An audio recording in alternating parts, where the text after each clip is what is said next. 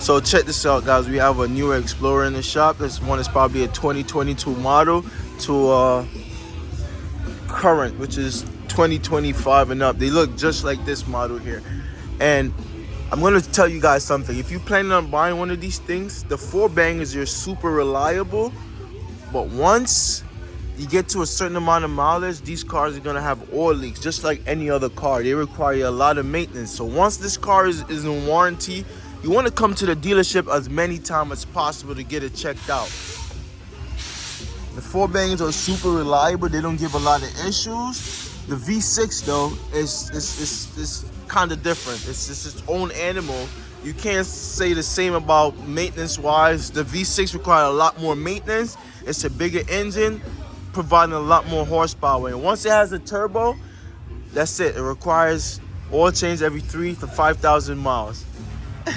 Jumping over to this side now, guys. So if you don't do maintenance on these things and come to the dealership and get them checked out quite frequently when they're in warranty and you're still in coverage, this is what your motor is going to look like when you're out of warranty. You want to come when your car's in warranty and get it checked out as much as possible. Get oil leaks checked out, etc. This one had a little oil leak right in that area right there. It looked like it was not sealed properly. The plastic housing here looked like it was put on before the valve cover, and that way when they tore the valve cover down, this piece right here got somewhat warped. So I had a nasty oil leak coming all the way down on the tranny. You guys see it. This motor was super nasty on both sides. On both sides, you can see it. A lot of oil leaks. Even on the turbo coming down, you can see all those areas are pretty nasty and gunked up. And this is what the timing look like, guys. It's a chain, and this one is super easy to time if you guys check it out. Look at it.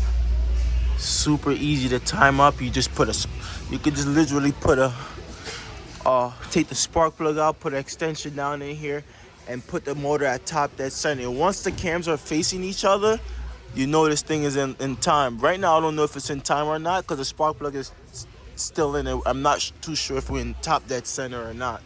But this is what the timing look like. This thing looks super easy. Let's use a tensioner, which is controlled by oil pressure. So when the engine is start, this tensioner get felt by oil pressure, and that's how the chain is tensioned. So that's it right there, guys. So if you have to time up one of these things, this is what it's gonna look like when you go ahead and check it out, guys.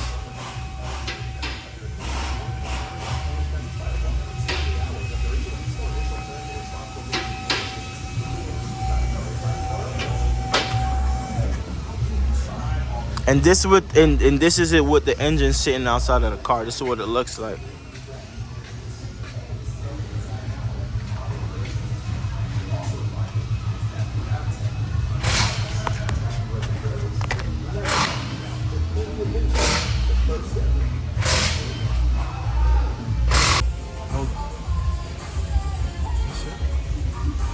Alright, so here we have our timing drive. This 4-banger here, this is from Ford, obviously, but because it has a timing chain, it is going to be a lot more reliable than when it doesn't have a timing chain, like the 1.5, 1.6 4 cylinders from Ford. This is the 2.3. There's a timing chain. Nice. And these are actually pretty sweet to time because they have marks. And the marks that you follow, right? And it tells you what sprocket it is too, which is cool. Exhaust, and you got intake. Yeah, we have our E for exhaust, label, I for intake. I mean, it's also, it's only one bank, so we know on this side. Yeah. But it's a pretty simple motor to time, pretty simple motor. And this motor's actually been in production for like a long, long time. Over 20-something years. They just keep readapting it and putting it back together.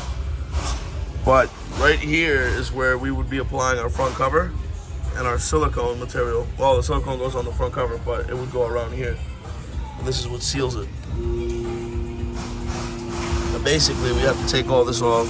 This has silicone on it. We have to remove the silicone from here, anywhere where the front cover touches. That's what we have over here. This is our timing cover. So in here, we have something called a step chamfer. and that's the area between the actual flat spot of the front cover and the sealing surface. So the inner part is the actual sealing surface. This way. Best you could. Oh, I got you. You'll edit it though, right? No, yeah, but I can't flip it all the way around. Got it. Got you. So like that, right? Sideways? Yeah.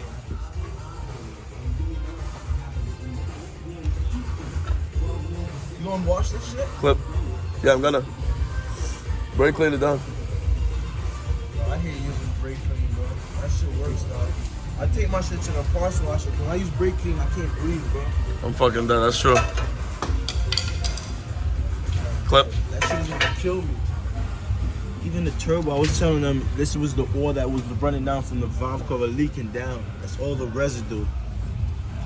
Yeah, so this is all that residue from all that leaked, and it's actually something as simple. Here we're flat. Over here we are not. Now something that small is gonna cause a problem. The reason why is because when something is bolted down with as many bolts as a valve cover like that, and to the torque setting that is torqued to, all those bolts trying to catch on together, because this is not perfectly flat, we're gonna actually tighten down the valve cover and we're gonna fucking warp it by accident.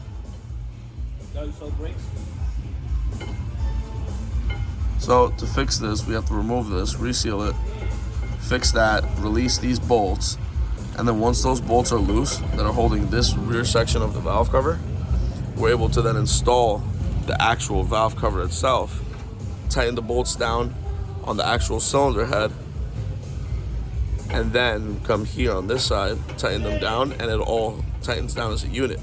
Then we can tighten these bolts. Otherwise, you're gonna get something like this where you tighten these bolts down first, which is probably what happened here.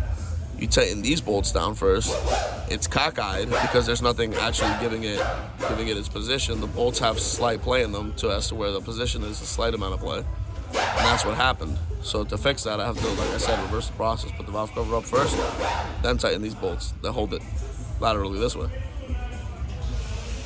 And this is what the whole unit looks like.